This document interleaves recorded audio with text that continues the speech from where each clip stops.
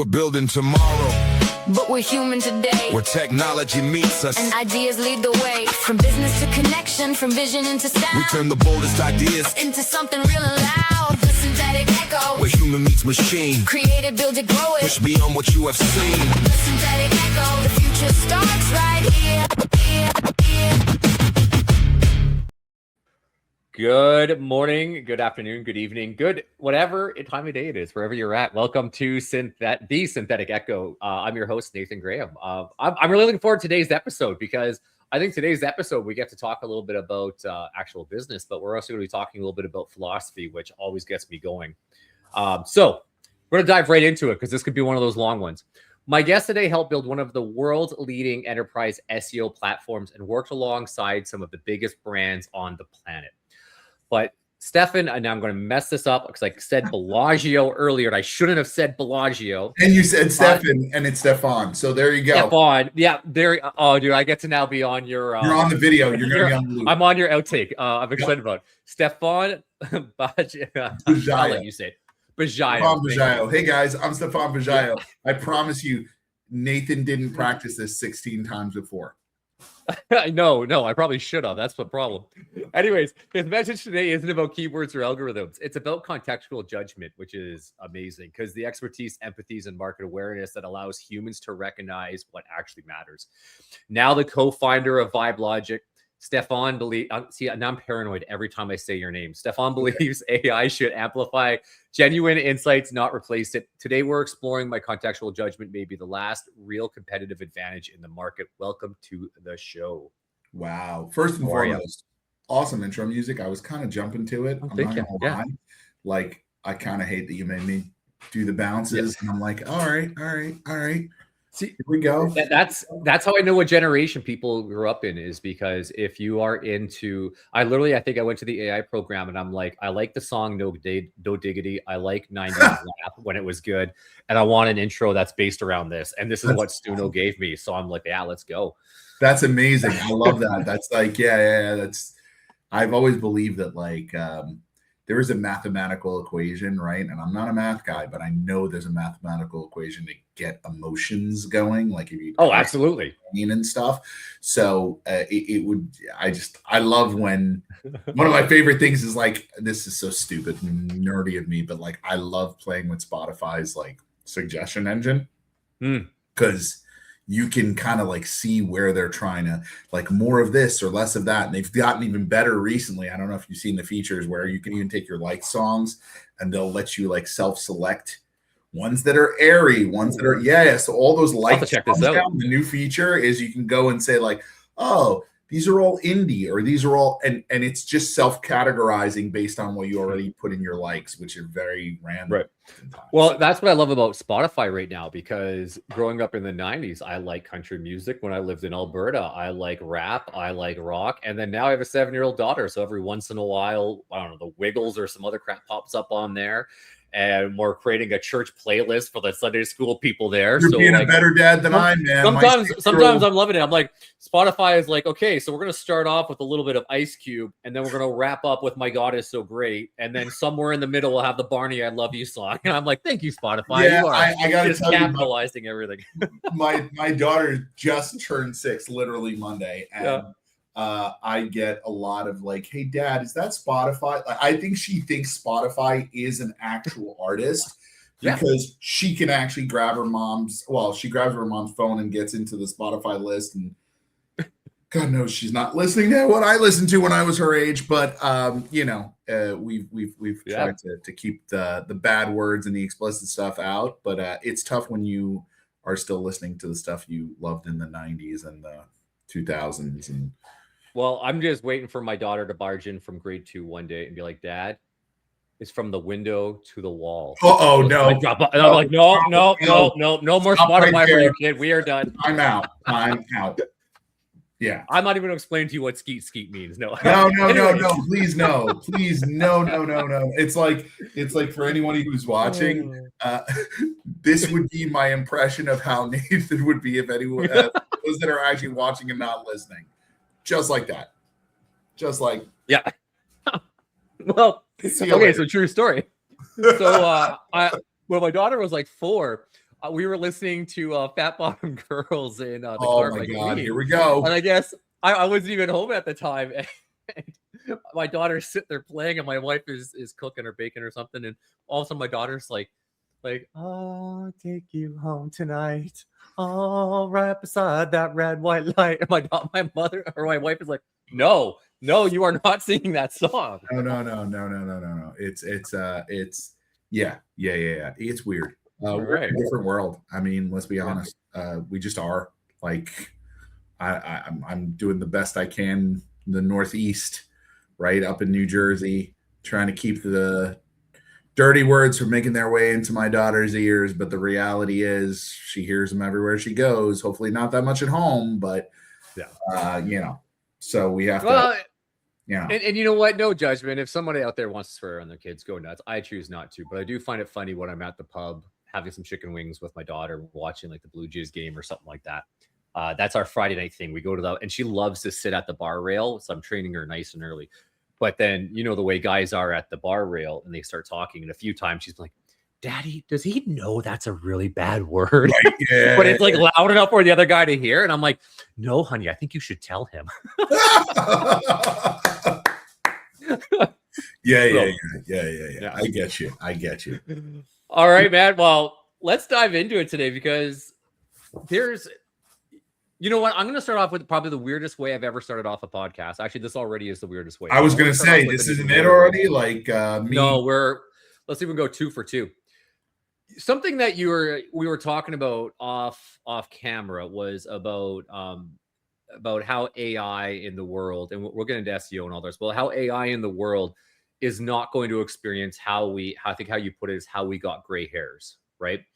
And I remember I was taking a neuroplasticity class, and I remember they were talking about the Matrix. You know that scene in the Matrix where she's like, plugs a thing in the back of her head, and she's like, I can fly a helicopter. Like, I now know judo. Yeah, exactly. Yeah, all that. So they were talking about this in the neuroplasticity class. They're talking about how human beings learn, right? And what was interesting is the argument was humans will never actually learn that way in the Matrix. Because even though, yes, we might be able to data dump about how something happens, we need participatory experience to truly understand how it happens. So I might, clearly you're going to know I do not do jujitsu off this, but like I might know and learn that I throw a punch like this, right? Right. Having said that, until I do 100 of them, that's just like the muscle memory and everything that goes on isn't going to happen or work. And the same thing with flying a helicopter, an airplane, you don't participate in it. And I'm curious, would that be a good analogy to kind of where you're at? Why don't you just say no? But would that be kind of like a good analogy with what you're to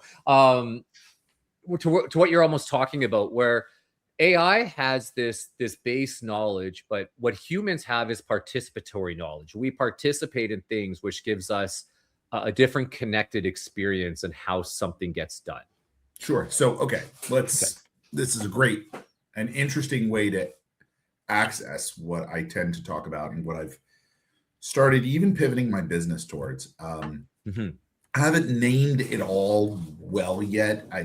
I called it the great knowledge dump, but I don't think anyone wants to talk about taking a knowledge dump. But we are at this place, right, where even the way we use memory in a human fashion, if I were to ask you, Nathan, and let's not even act like, you know what, let's act like we were in an interview, one in which you're going for a job, whatever. And I ask you, can you give me 3 examples of fortitude in, let's just say, I gave you years, showing resilience, let's say, between 2006 and 2010. Now, why would I give time-bound things? Because someone might ask you when you were in a role, or when you were at school, or when you were, depending where you were in your life, right? They might ask you a question like that. Now, you and your ability to answer that question is 1,000% dependent on your recall. It is, right? And then your ability to connect those and articulate those is also dependent on your ability to tie those into a more cohesive response. Okay. Now think about your 7-year-old and my 6-year-old. And this is, sorry guys, I know this is going to go a little Black Mirror, so just get ready. Love it. It's the one with the contacts and all that craziness. But let's think about this. We know wearables are coming, okay? And in fact, I'm actually starting, funny enough, sorry to side note, but this is going to happen a whole bunch. ADD plus guy who waxes poetic. This is what you get. I'm actually creating a interactive capability for you to like put in your birth date, and not the date itself, but the year you were born, and then showing a person within their life how many of these pivotal moments they've been through. Meaning, right now we're about to have wearables. These wearables are going to record. They're going to be record on. They're not going to be opt out. Okay, you and I are sitting at the pub. That's recording. Whether or not laws will say you're not allowed to carry that in there, you're not allowed to have the Google glasses on. People were called glass holes for having them. Laws will not catch up to technology. Technology will be always on. We could argue, oh, well, you shared that on social and you didn't have the right to do that. Cool. Figure out a way that civil, not criminal, but civil courts run like years behind. So the damage is already done. The stuff is already out. The opinions are already out there. The information will be. It will be a futile effort to chase privacy. I hate to say that, but it will. So now, if everything's being recorded, everything, all the time, everything. By the way, to remind people on the fact that this is not that unique, it's just a different scale. Remember before we had these little things in our hands? By the way, for anyone listening, I've got my iPhone up. Well, you lived in a world where maybe the response to something happening in front of you, whether it was a concert you went to, someone gets assaulted, some crazy event occurs that you feel like you need to capture, that was all now available to be captured and now socially acceptable. In fact, go to a concert, see how many people hold up a phone rather than watch it. Watch the concert through the phone while they're there.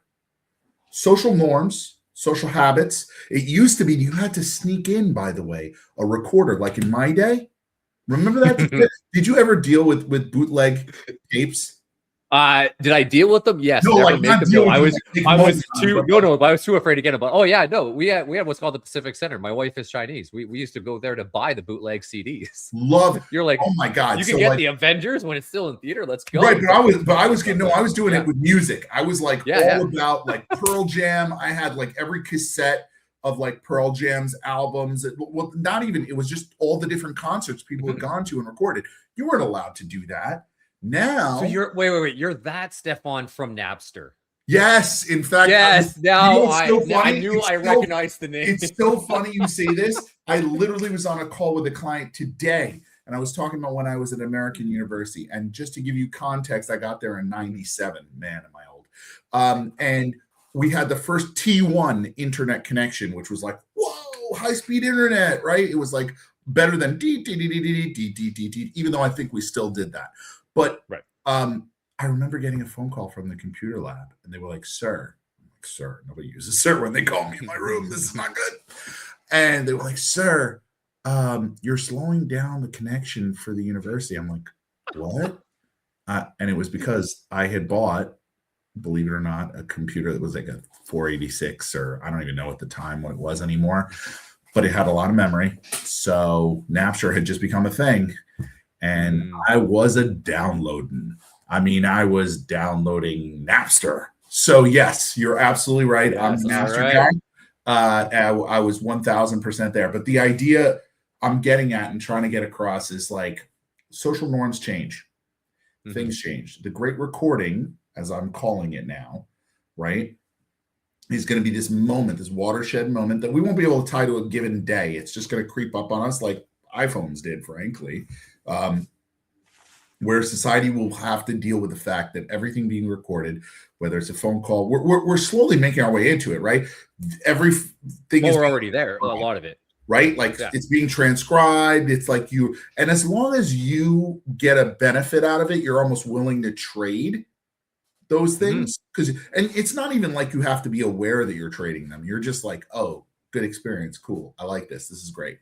So along the way, we end up in a place where now when our daughters, yours and mine, get asked, can you exhibit cases where you showed resilience in your life, they're going to immediately be able to call back to specific instances by not having to actually remember, but rather asking their assistant to pull back those moments, predefined by a system analyzing massive, insane amounts of data that we can't even recognize, right? And using that information to then provide an answer. That is a different world. It's a different use of our brains. It is a different approach. And it's one I think that like it could go there. It absolutely could. Granted, there are a lot of things that stop that from being a reality that nobody really wants to 100% recognize. But yes, it definitely is on.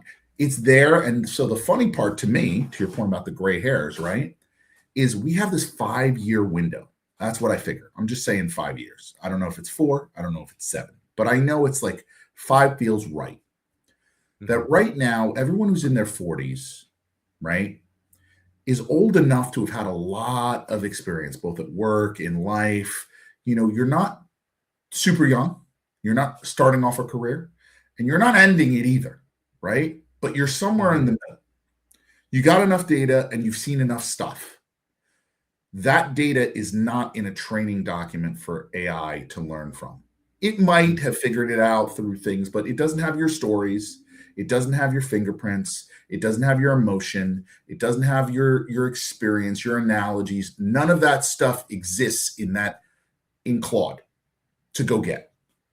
So in a world where pressing the easy button, which is essentially what we often do with a crappy little prompt when we go to AI, whether you pick your poison, Grok, GPT, Claude, Perplexity, but like, pick your poison as to which model. But the reality is you're going in like essentially using the same, different versions of same. I actually just was challenging my Claude literally before this podcast saying, how much of what you just gave me as this matrix is something that someone else could have pulled easily? And it was like 85%, 90%. Okay, give me what you pulled from my personality and what I've given you to make this unique. And it was like, and it gave me some kind of crappy answers back. And I'm like, okay, I want you to interview me. And I want you to ask me every question. And I'm going to answer it to you. And you're going to use those answers as the core stipulus off which you are building this content. You are built, not content, by the way, to be on the web and I mean that as in not to rank. I want to make sure people understand. AI content does not rank well in Google. If it does, it will for a little bit, and then it will, and I can show you 1,000 graphs that prove that. So I'm not here to put a wet blanket on AI. There are plenty of uses for it. I love it. I eat and breathe it every single day. But I am aware of what it does and doesn't do in SEO. So that's a different story. Okay, I'm going to shut up so you ask me something else or tell me. Well, no, I was loving all that because it's like first of all, you talk about it going back and forth and picking your poison. I do a lot of coding and I do a lot of vibe coding. And recent hack that I learned is I created my own agent called Alice. And if you are a Resident Evil fan, you'll see how twisted naming this thing Alice really is. But Alice, and I got her up and running. She's now connected to my phone. She's connected to my PC. And then she's connected to Claude and Code and Codex. And what I'm beginning to do, because they're really built off the same system, but they have different perspectives, is I'll get them to fight back and forth about coding something until they come to an agreement. And it creates a much better code. And this is where we're seeing it. Going back to your wearables, I remember hearing someone not too long ago, and I could agree this is going to happen. I don't know where my ideas of it, but they're talking about wearables that record everything in your life, right? That you get it on as a kid and then you wear it until you die. And then your family line can have a version of you that exists forever into this code. But there's something very important that you're talking on. And first of all, if we haven't realized it yet, AI is giving us the question about what it means to be human, right? So do you ever see what's the TV show? Where it's like they go to the future, your personality is on a disc and you get put into a new body. Upload. Well, Upload's one of them. It wasn't Upload, it was something else. Okay. Anyways, I'll think about it. By the way, the movie, you didn't reference a movie in regards to that whole concept, but there is a Robin Williams movie about memory where all that stuff is recorded and it becomes like I don't know which movie it was, but I remember Robin Williams was in it, and it's not a comedy. It was like one of his like dramatic roles, and it was amazing. And it was that concept of like your memories are there and they become this like time capsule for your family to then have in the future and all that. So messed up. Keep you away. Yeah, it's scary. I mean, it's weird. It's scary, but there was this weird aha moment I had because it was actually about cloning too. There was some other TV show where they were talking about cloning people, and they made a better clone of you that would just perform better in life. And yeah. Anyways, so let's imagine here. Let's imagine Nathan clone number 2 is sitting right beside me. For whatever reason, I snap my fingers and I have this absolutely amazing clone beside me. Sure. And it's all my memories. It is exactly what we're talking about. All your memories, all your experiences, everything. This wearable band goes onto it, gets downloaded. It is 100% me to this moment. Well, 2 questions first started to arise in me. I'm like, well, the genetics, the body, and the mind are exactly me. But is this me? Like, I'm here. Right. My clone is here. Is Right. this me? And the answer is no. It is a copy of me, but it is not actually me. So the first thing that kind of came to light was there's something more in me that is beyond my memories, my brain, and everything else. But then I had this other crazy aha moment, which may or may not misdirect this conversation. But I thought, okay, what happens if me and the clone decided to come back here in 3 years and meet up again? We went our separate ways. Fair enough. When we got back and we met up again, would we be exactly the same? No. Like we're now 3 years later. No, like they might be more successful. I might be more successful. Identical twins. Right. I mean, identical twins, right? Okay. I mean, they're not literally the same in that their thought patterns are exactly the same, but they inherently have similarity. They go through life as individuals the rest of the world looks at, even if they do a different haircut or different whatever, with the same trait, physical traits that the other has. So then this made me think, and this is the weirdest part, is what happens if this clone comes back and is far more successful than me, and like that's quite a possibility. Sure. That means right now I have complete control over my future. Because if that clone could do it, I could go do that. Like all of a sudden my whole mindset shifted from I always thought that like the idea of something being more successful, I could be that successful person. I just need to take the different actions today, the different actions that clone would take to be a more successful person. If I start taking those actions and figuring out what they are, I'll be more successful in 3 years. This is kind of derailing. Self-limiting belief, though. Think about what's that? It's the clone becomes your self-limiting belief. You think of it as a more successful aspect of you, but in reality, if it is. Yeah. Well, if you're saying that you see it as a more successful aspect of you, it has more money, it has more this, it's done that, it's gotten accolades. Hell, it even went and got a Nobel Prize. Right. That would mean that you believe your limitation is based on the experiences that you have, not on your ability. The ability is innate in you to go beyond that, even beyond that. That's a limiting factor if you're going to set that as Now, it's important to set goals. It's important to have sense of where you're trying to go and what you're trying to accomplish, granted. So it could be a goal for you. But I would say it is not, I don't think you would have to see a version of yourself accomplish that. Because let me ask you this. If there's what if it came back and it was hooked on heroin? Then there's a version of me that could be hooked on. Well, I'm just saying, does that mean you have a let's reframe that. On heroin? Instead of it being the limiting belief, let's reframe that my reactions to the circumstances that happen dictate my future. But I have control over that. Like that's something that I can learn and I can grow from. Like I'm a much different person today than I was 10 years ago. We always have that joke as we get older that if only I knew what I knew when I was 10 or 12, if I knew this now, I'd be so much more successful because my reaction and how I do things. So the aha moment wasn't necessarily that I could just be this person. The aha moment is I had far more control over who I can be in the future than most people think they do. Like most people think they'll just land wherever they land in 5 years. But kind of going back to a little bit what we're talking about, this is what I love about AI, is AI gives us these abilities to run these scenarios in our mind. And yet it's also challenging us what it truly means to be human, because an AI or that clone, like let's say the clone doesn't have a personality, let's say it doesn't have a soul, let's say it is like an AI machine, right? Sure. Well, how does it connect to the world? AI can tell you, we talked about Napster music. AI can tell you the beautiful beat of that song. It can tell you the notes in it. It can tell you the algorithm. It can tell you what will get you hooked onto the next one, but it can't create. AI can't tell you why it's going to make you break down and cry to that song, right? So if you take that masculine what the first kiss felt like when you had that song playing in the background.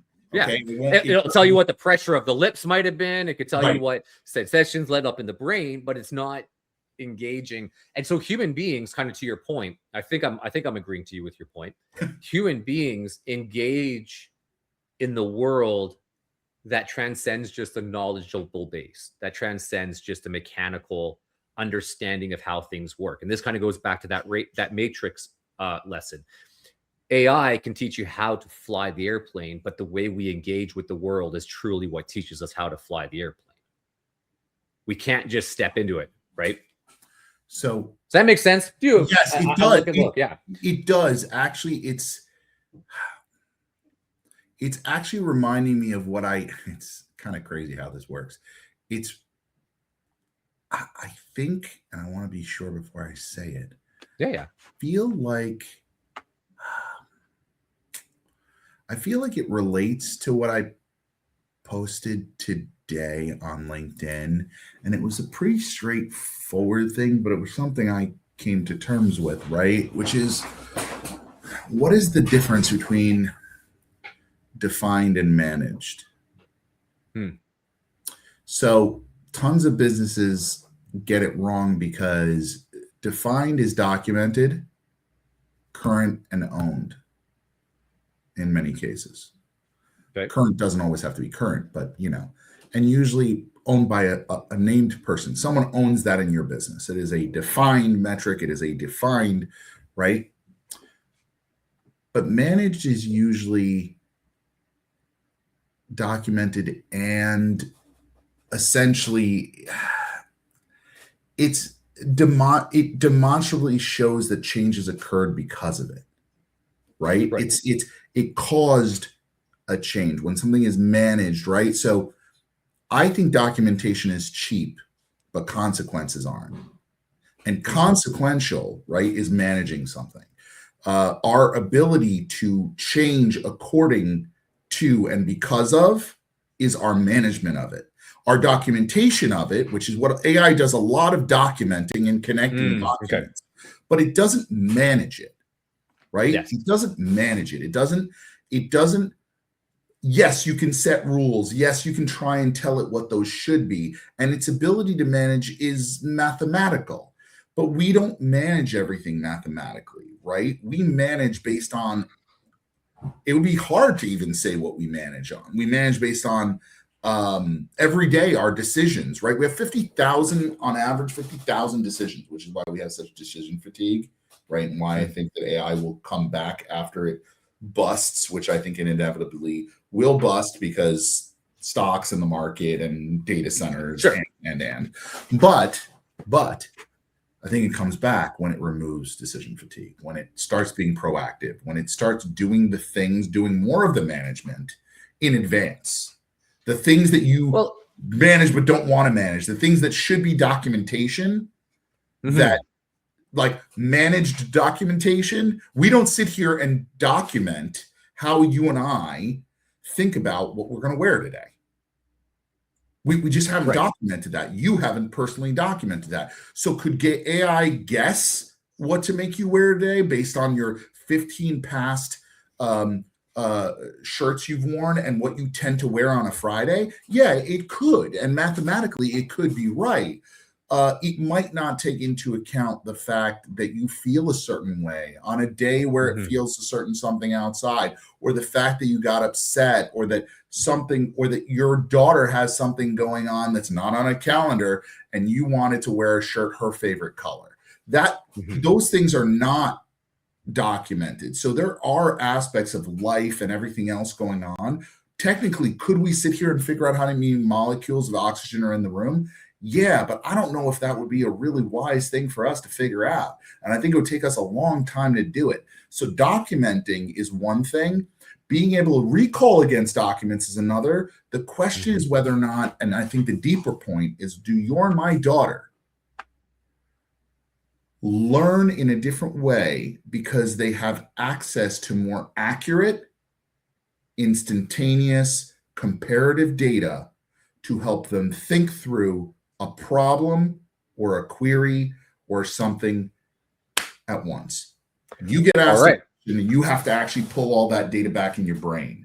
They get asked a question, all that data could be provided to them summarized. Yes, maybe we can judge whether or not the accuracy is right or wrong, and it's okay to put it through a filter of something else.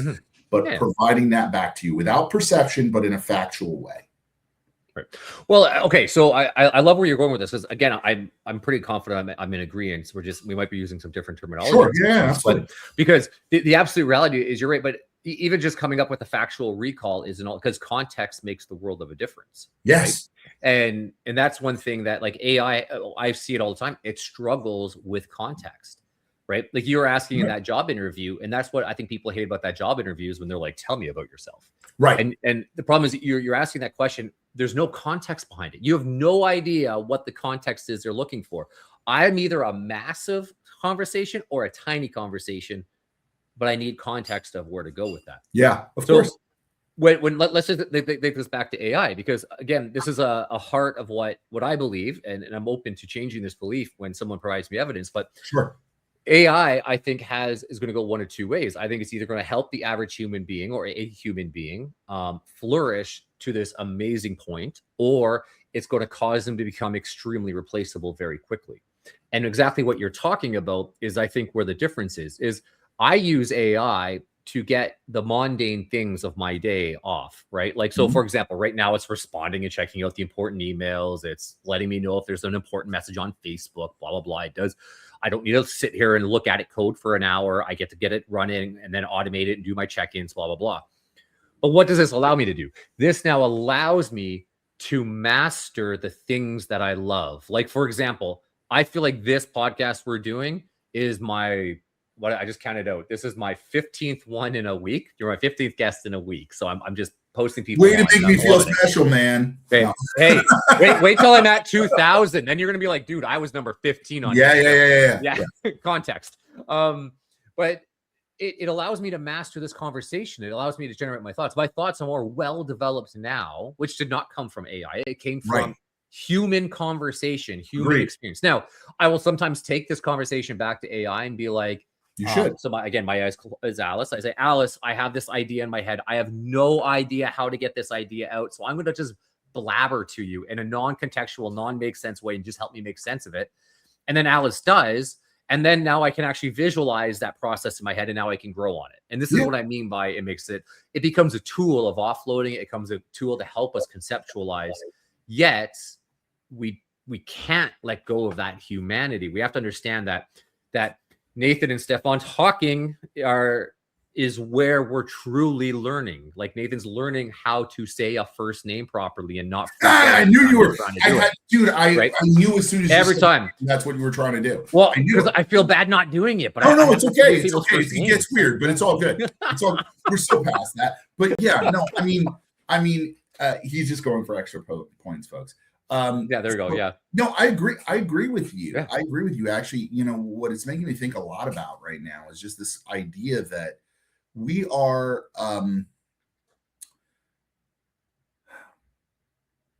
does the space get filled?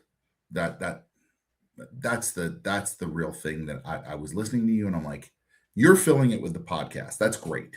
Okay. But like, When you had to write me a letter in business, how many letters did I get? Once the friction was reduced to email, how many emails do I get? Right. Look at your cell phone. How many photos do you have on there that you don't necessarily want or need? But because there's no limitation aside from the memory on your phone, you can take forever photos, take forever video, right? It is abundant. Imagine, cold fusion, and we no longer have to care about electricity, so we can keep everything on all the time. That concept of, does it get filled? Do we just expect more? Oh, wow. Well, we have a work-life balance now because I work from home. Except now I'm more tethered to my computer than I ever was before, because during my commute, I'm not expected. But now, which is not the case because I have my own organization, but you can imagine, you can see how quickly it's like space and water. If you make space for it, the water fills it in like that. We will find ways to fill it like that. And that's the part that makes me go and ponder, is this just an exercise of futility? Are we just making space for more of these things until these things actually really remove it? And we decide as a society that we don't want to keep filling.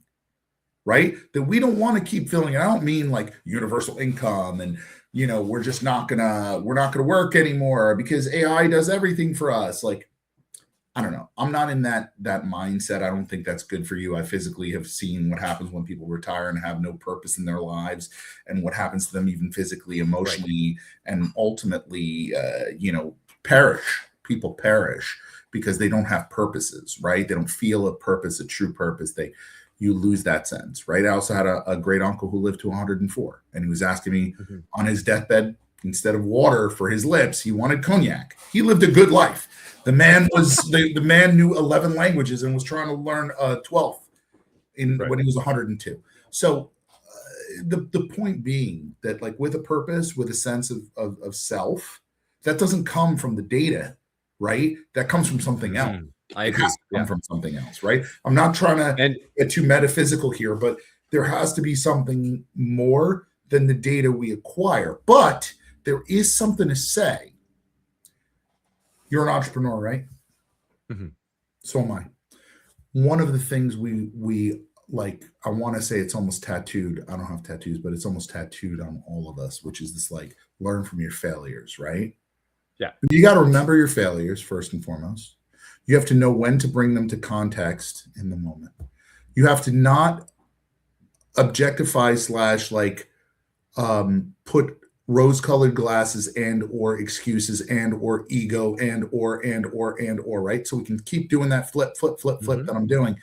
And that is not really easy to do as a human.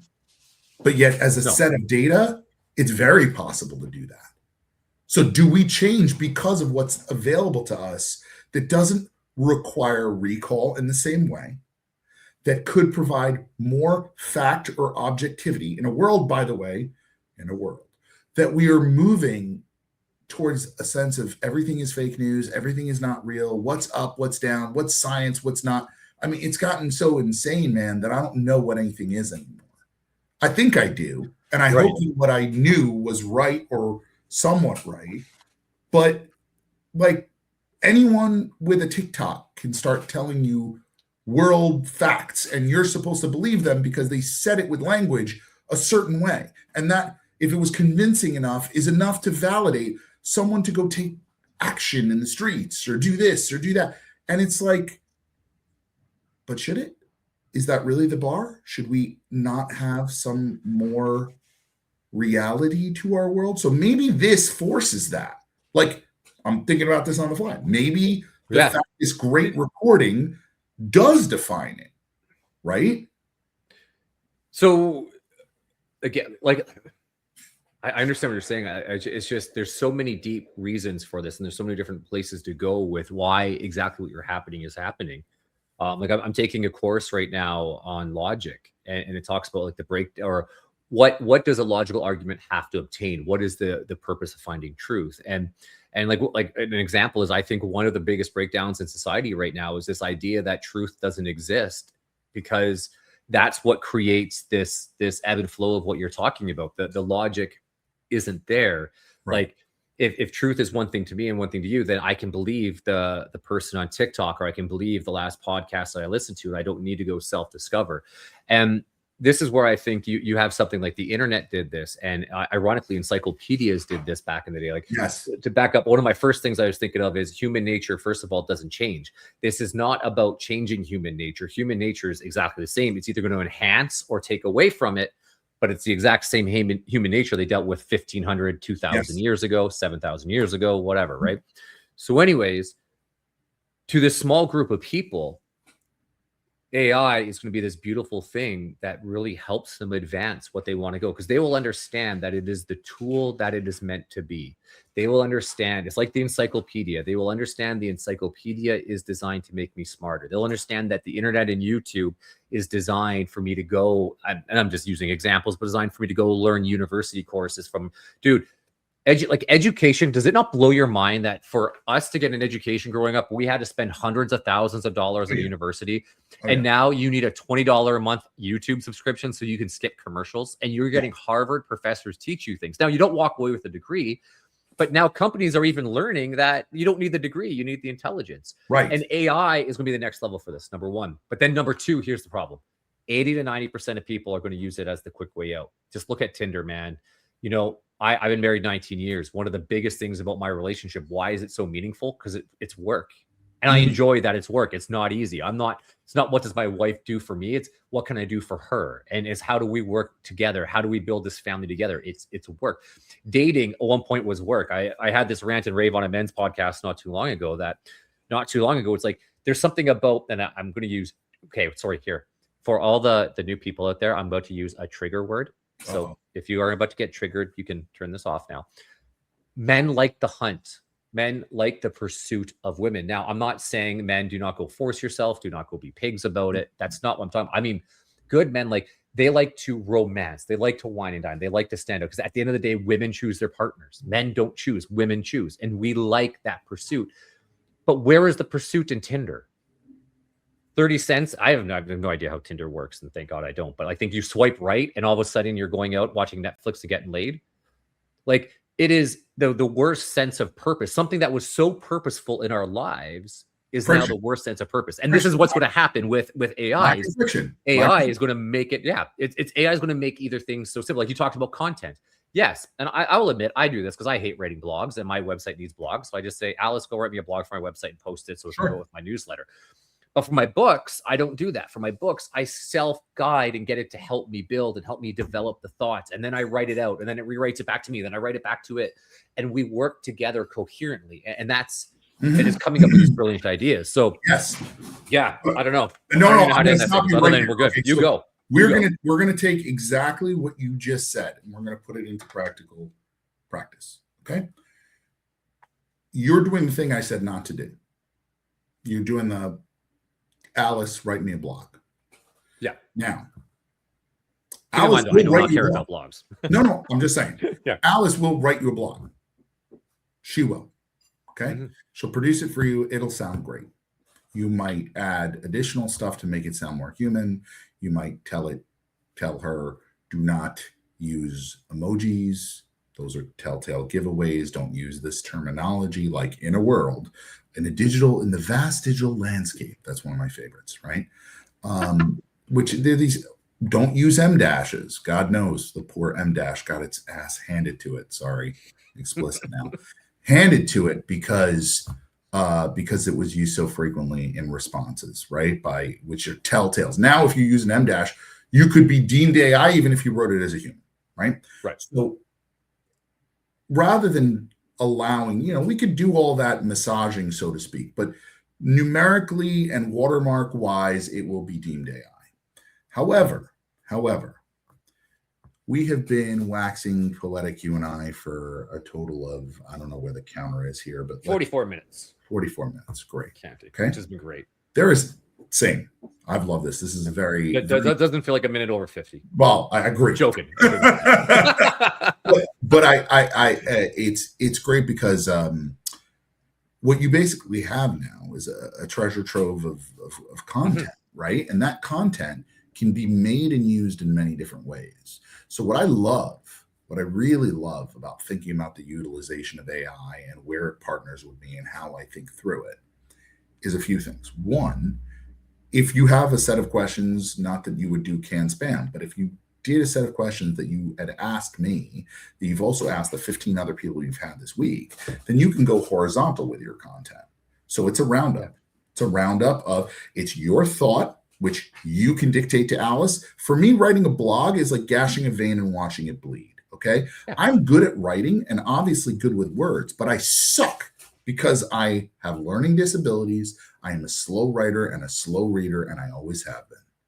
Put me in a room with just about anyone or on a stage, I'll do it. I got no problem. And if we said, let's do it in 5 minutes, I'd have no issues either. However, I know when and how my limitations are. So if I think through that I can use a different format like this, like you can, to create meaningful content, have Alice help you structure it, to your point about the book, decide whether or not these should be pieces and how they should be consumed and in what channels they should be consumed and how you might connect the data points and how you might connect the thought processes and whether or not taking pieces from one and another actually creates a completely unique set of data that was provided by 5, 10, 15, just like my intro of all the people mispronouncing my name creates comedy. Right? On one podcast, maybe you guys chuckled. If I show you 30 to 40 podcasts I've been on where Stephan Bajaio, like a million different versions of my name, and I open a conference talk that way with just that as my opening, people are going to laugh. It created comedy. But as a single piece, it didn't. So the question is, do you go horizontal? Do you go vertical where it's just you and I the whole time? Do we even take this and challenge Alice and say, what kind of interactive vibe coded tool could we create using this concept? So what used to be a glossary for me, which was SEO terms that executives would literally roll their eyes back in their head and fall out of their chair backwards when you said the word canonical, it raised way more wristwatches than eyebrows, right? But instead of having this listed as separate pages on my website, oh, it might rank for that term. Cool. Someone trying to figure out what canonical means might find my site. Woo! What is canonical? There's a sale, right? There's a sale. Oh, a relationship that means so much because I taught you what the word means. No, the reality is that you could take that information, which I did, and I said, there's a problem at heart here. I have very technical, often SEOs trying to speak very executive speak, and there is literally a problem in that translation. So when the SEO goes to the resource center on VibeLogic.com, shameless plug, you go in there and you drop in like words and other things, or you select from a drop down that says this is the layman's way of saying this term, because you might be so stuck. SERP, search engine results page. Okay, what the hell does that mean?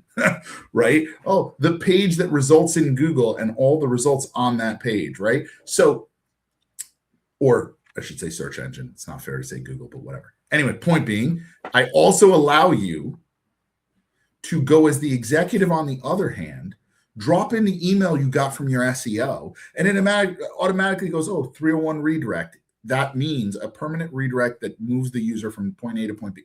Like it translates it into speak they can understand, because most executives aren't going to be like, hey, Nathan, I don't really understand what, especially not if they're responsible for it, right? Like you report into me and I'm head of digital, blah, blah, blah. And I don't know what a 301 redirect is, but I'm never going to tell anyone, right? So it's like, this is an impasse. It's a problem. And I could answer it as a business by simply putting a bunch of glossaries and being like, well, my work here is done. I'm going to rank for these keywords. Or I could recognize that, you know what? Maybe there's a better version. Maybe there's a piece of content that's actually, think of AI as just like a video becomes a transcript, becomes a blog, becomes social snips, becomes a reuse, use every part of the animal, and think about repurposing and replatforming, right? Think of AI as a different platform for that. Think of vibe coding as a different platform for that. Think of it as a medium rather than another way to create the same, right? That's where I think the key is with that. And that's where I think most businesses today are missing out on the real true opportunity of what this is. You can interactive, all the stuff. You want to write a flat blog? Cool. I'll try and convince the executive to read a blog about how they don't understand their SEO. And I'll give them a few examples in that. And we'll see how much readership that gets. Or I give them a tool they can go easily to, drop the email in and make it simple and go, here, look, there it is. How many executives you think, by the way, are going to like and thank me for that? Remember the company's name. And actually, when it's time to consider an SEO, a content strategy, something dealing with digital, they're going to be thinking my name and VibeLogic. Just quick for the moment, I have to say, if you start writing blogs for companies that are about how the CEOs don't know stuff, but just putting them in and not telling them because they don't read their own blogs, I will follow that and contribute towards it. I just want to let you know, I will be the person who rates your Wikipedia page. That's the white writing on a white background with a prompt injection. Gotcha. Yeah. No, I love it. And you know, it's interesting. I had a conversation on SEO the other day with somebody else, and it was very fascinating, especially in the SEO world, because the overarching conversation is, it seems like AI is taking over so much that humanity, gut instincts is playing such a larger role, right? Like, so for example, I created an automated poster for companies, and I use it for myself for social media. Here's my not so shameless plug, Synthetic Echo Hub. You put in your brand, you type in what you want, and it just, boom, it posts media. But the idea, and it's cool videos, like it makes really cool videos, especially if you're an anime freak like me. But the whole idea behind it is you need 8 to 9 hours of exposure on social media before somebody trusts you. But here's the problem is most smaller, medium-sized businesses don't have the budget to do that, nor the time or anything else. But here's the problem a lot of people miss. If you think that's all you need, you're going to miss a big part of it, because the videos that now do the best on my social media are when I'm talking, when I'm actually posting my food, when I'm posting my family, when I'm doing things that engage, when I'm whatever that looks like. That is now what's doing the best. Not the AI content is the filler. The AI content is the Coca-Cola symbol that you see everywhere, right? That is what it is. But what I'm putting is the Santa Claus commercial or that lovely Coke commercial that gets you all teary-eyed. That's what that personal element is. And this is what I love about these conversations is there's a few people that are trying to use, or many people that are trying to use AI as the easy route, as if it is just the way to make, and to some degree, it's like Bitcoin back when it was $1 a coin. Like they're going to make some quick money off of it. But to your point, this is where I think you're going to see this implosion happen. You're going to see usage go way down because it's just not going to work. Like, you can vibe code amazing programs, but if you don't know how to solve a problem, I don't care what you can vibe code. You're not solving a problem, right? But then you are going to get these people, for the tool that you're talking about is going to use it for these amazing, brilliant things. And it's not going to be about replacing humanity, but again, like to me, it's just amplifying the voice. I got into a conversation today with someone about Echo Hub, and they're like, "So you think I should buy it? Then that'll help my business." I just said no, because you don't even know what the hell your voice is, and my tool amplifies it. There you go. So until you figure out what your voice is, you made a sale, right? I don't know if you bought or she bought, right? But I can tell you made a sale. Yeah, I can guarantee that. We were just they need to know their voice. That's the problem it solves. So. I actually asked a founder of one of my clients on video yesterday, as I was doing a thought leadership interview that we will now convert into content and all sorts of stuff in robotics. I asked him, when is your robot not a good fit? And he said, actually, we turn down more business than we take. And I was like, wow, okay. Not something you've ever said from your marketing's perspective, but that's fine. What a big miss thus far. Let's talk about that further. And then he gets into the humanity behind what exactly the right fit is and what they're trying to accomplish with robotics and why that doesn't apply everywhere, and that they're not actually trying to replace humans, but rather augment a system and do the dull, dangerous, dirty things that are not, human nature, let alone dealing in that sort of stuff is not simple, but it can be repetitive, and it can be something that frankly humans don't ultimately want to do. And so there's a lot of that AI can step in and take on. But to your point, and I think this is the same way in the US, when you get on an airplane now, unfortunately, you have to carry your passport, or you have what's called a real ID. And a real ID is a better version, quote unquote, more secure version of your license. Now, my prediction, because I haven't given enough predictions on this podcast, is that we're going to see the real ID of authorship. So EAT is already a thing in Google. It's expertise, experience, authoritativeness, and trustworthiness. It is a mechanism by which Google has judged and chooses to judge content. They want to know it's coming from real sources that actually know what they're talking about, right? So no more written by the team at whatever. They want to know you're an author. They want to know what else you've done. They want to be able to connect and compile that. They used to do that, by the way, in something called Google Plus, which they tried for a hot second to try and compete against Facebook, and then it ultimately flopped because it was only us geeky SEOs propping it up, using it, hoping it would turn into something. But its authorship capability was the genius. And frankly, I still think that exists in the background for them. I can't prove it, but I've thought a lot of things about Google and ended up being right at the end. And I do believe that this index of authorship, this index of humanity, this ability to be there is fundamental. And if you'll give me one more second, I'll give you one example of what I think people are looking for. So I use this analogy and I've dubbed it the cousin's wedding album syndrome. Now, most people will have to be of a certain age. You probably would have had to have grown up in the 80s/early 90s to have experienced this. And when I mean grow up, I mean you probably had to be somewhere alive during that time and maybe beyond like 5 or 6. You go to your cousin's house 6 months after the wedding that they had, and they're excited. And it's inevitable. You sit on the couch and they plop a big, heavy, leather-bound wedding album on your lap. And these pages are thick, and they paid a lot of money for it, an inordinate amount of money for the time, right? But it's a professional. Wait, hold on, one second. Just for all those younger viewers, at one point we actually used to have to print our pictures. Oh yes, sorry. We had to physical world, guys. Physical world. Yeah. Okay, IRL. Carry on. Yeah, in IRL, this is what IRL. We have to do. In IRL, oof. Yeah. They dropped I don't know if oof is a thing for them, but I'll do it anyway. I'll turn it into something. Oof. I get dropped a usually leather-bound, very large stock photos, which again, you got to remember, we didn't have a phone taking photos of everything. So getting a good photo of yourself by a professional photographer isn't something you did every day. So as you flip through this thing, you're being polite. Oh, what a beautiful bride. But you're actually just looking for something that all humans look for, themselves.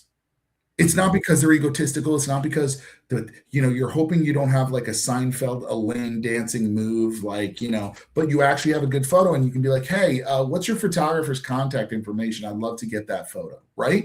That happens so often because we wanted, and this is not a story about photography. This is a story about people look for themselves. They want to feel, especially on the internet, that is cold, that is dark, that is confusing, that has more choice than it's ever had before. And frankly, with that choice comes the fear of opportunity cost. Am I going to make the wrong decision? Do I need to really think about what color my shovel should be that I'm ordering from Amazon that'll be delivered to my house in an hour? I don't know. But the reality is, with this wonderful embarrassment of choices in the world that we live in, where everything is available to us so quickly, much like the data will be with AI, at our fingertips, how do you filter? How do you choose? And you are going to do that with the most human nature, which is looking for the things that speak to you. You already do it with your algorithm. They know how to manipulate you using it. They've gotten that down to a science, literally. You are going to have to, or are going to look for the things that feel right. And you know what an AI video feels like right now versus one that doesn't. You know, even if it's just like an inkling and it faked you out completely, but you're like, something didn't. I read that article, but I feel like I didn't learn anything. Like I just read 3 paragraphs, but I still don't. What? Like that empty calorie aspect of fast food junk that is being given to you by AI. And I really do mean that. Like, it's not Junk to food say, for the oh, soul, it'll man. get better, right? You can feel it lacks humanity. And the more we feel that, the more we're going to yearn for the connection that we need, the connection that we don't have because we're using a screen all the time, Yeah. the connection we lose right now with your 7-year-old and my 6-year-old, who I'm going to say and go out on a limb, even though I have a feeling Nathan's probably better about this than I. Don't let the 6 kids in the same room sit there and watch their own screen next to each other because somehow they're playing a game, right? Like, my kid is not on the iPad right now. right? But like, it's worse. It's not just on the iPad on your own. It's when you're with your friends. Like, you're all there to consume a separate screen and not even engage. Like, if this is what we're coming to, then yeah, AI has a right to take over. Dude, we are not the evolved species. We are not. We've given ourselves away completely and utterly. If that is what, I know that's a crazy statement, but like, no, you are not wrong. We even deserve it. Like, I see this happen with AI in jobs all the time. You know, the analogy I use is like this one administrator quit her job at 8:30 at night on a Sunday night right before the busy season on it for a landscaper. As a result, the landscaper went and got AI to take care of everything, found out this was amazing, and now that job isn't there. That job would have been there had she been good at her job. She convinced herself out of it. Going back to your regulation, again, this is not the first time. You know, some interesting reading. Go read about the print press. Do you know, like, the words that went around about the print press were things like fake news. Yes. Can't trust the sources. Blah, blah. We're just ripping off and pirating. And then eventually we had copyright laws. It'll just topple governments, which ironically it did. But, you know, Reformation was a little bit of a thing. But anyways, man, I could keep going on. If I didn't have podcasts out of prep for, we got to do a part 2 of this, or I have no idea where the heck you live, but maybe we should just go grab a coffee somewhere. I'm in northern New Jersey. My umbilical cord. I've never been. I don't know if there's a good Devils game. I don't know if I could. I think I could handle that. What your abouts have given away your Canadian citizenship. My abouts. I am definitely Canadian. Yeah, I'm about to go eat poutine. Eh? But residing where? I'm in Toronto area. Cool. My wife is from Montreal, and I go there. Sorry to hear that. Even though Montreal and New York, most Americans who don't know anything about geography, Montreal and Toronto are as far from one another as Toronto is from New York, and Montreal is from New York. It's a big old triangle. So when you're like, oh, you're going to Montreal. Oh, I'm going to be in Toronto. Let's meet up. You're actually saying, hey, you're going to be in Montreal. I'm going to be in New York. Let's meet up. Yeah. Just FYI. Just want to make that clear. I know that we don't teach anymore or learn, but you know, yeah. All right. So I want to do this plug for you because at VibeLogic, like one of the things that really catch me and caught me about what you're doing is I've talked to some SEO guys who are very much about AI running it all and everything else like that. But the funny thing is, even the most programmable and technological fields are desiring and needing the human touch. So give me like the quick 3 to 4 minutes about one of the things I talked about, like you talked about it in the bio, was like about having a human touch, the human gut, all the rest behind SEO. So explain that so people know to bloody well call you instead of doing it on themselves or just creating Alice to do it. Sure. So first of all, just so everyone knows, SEO, AEO, GEO, AIO, it's an alphabet soup. Ultimately, it's the same thing, and it's really all about what you control, which is your website. Your website is supposed to be a duplicative, not even duplicative. It should be its own entity that is your business, right? Whether you're a small business or an enterprise, and we work with all of them. Essentially, you need to think about how not only does this reflect, but more importantly, are you using the language of the consumer? And I don't mean the consumer. I don't even like the word consumer because the human on the other side. Are you solving or are you selling? Oftentimes people are just trying to sell. And that's when you get down to keywords specifically and you try and stuff them and try and do these games of manipulation, you're not really looking at the intent, understanding what's going on behind the scenes, understanding what people are looking for. You have a tremendous amount as an organization of data and knowledge and value and humanity, frankly, whether it's sourcing your chat logs and recognizing the things clients aren't happy about and getting in front of them in the sales process so that you don't end up having the same problems, or maybe it's sourcing the sales calls that you're having and recognizing that every time certain language is used, you have a higher close rate. Interesting. We never bring those up on our website. How come? So recognizing really what you're trying to solve rather than sell, whether or not you're doing it at the depth you should be, 4 Ps, follow this one. Point, which is usually a bullet point, which usually, if you put a bullet point there, you probably want to accentuate something. But if you're not willing to give it a paragraph, the next P, I question whether or not it should have been a bullet point. And then if you give it a paragraph, should you be giving it a page? Because a page actually goes much deeper into it and is a way someone could directly engage into your brand, aka landing page they first find in their first foray into your brand. Or pass, not everything is an opportunity. Not everyone is a good client. You said it yourself, Nathan. So all of this to say, what do? We help companies recognize their content strategy, not by channel, not to say I'm doing this just to make you rank in Google, because it might end up being the best piece of content you built for your newsletter or display or paid or referral traffic. And what are we going to say? It wasn't a success because you didn't rank or get a ton of organic traffic to it? No.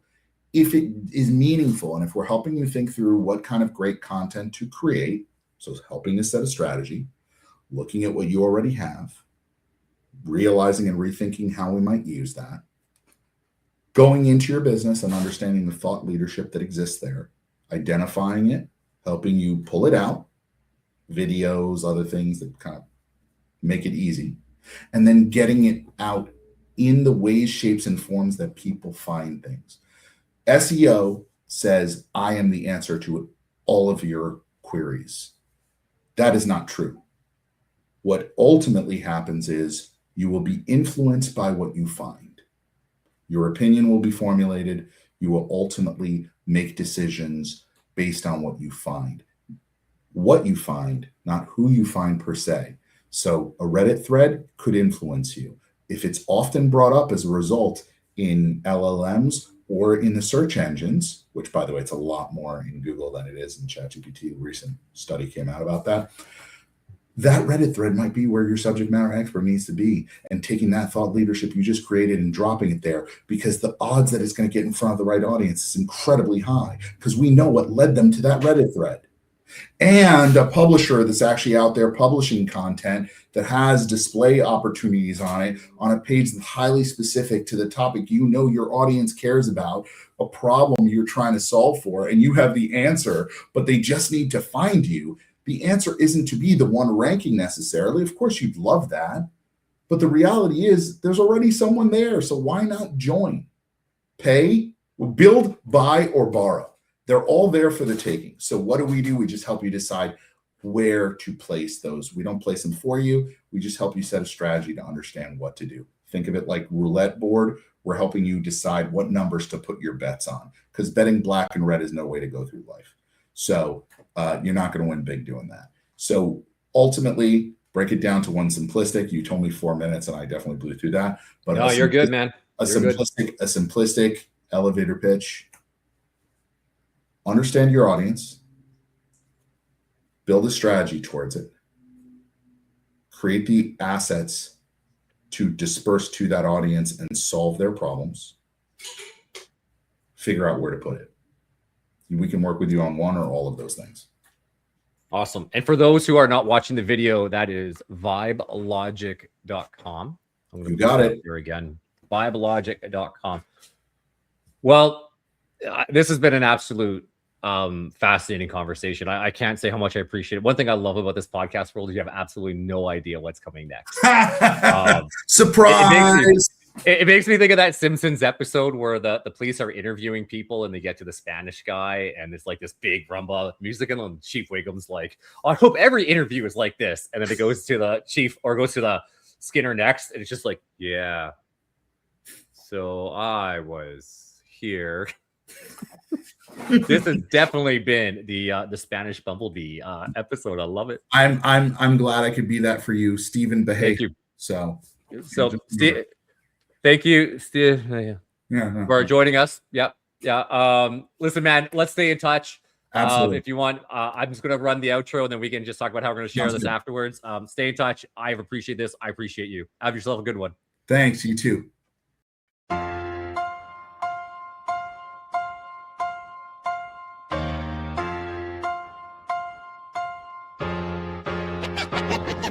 We're building tomorrow, but we're human today. Where technology meets us and ideas lead the way.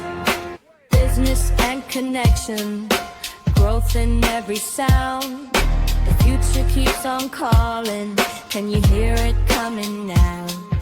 Where human meets machine. Create it, build it, grow it, and shape what comes between. The future starts.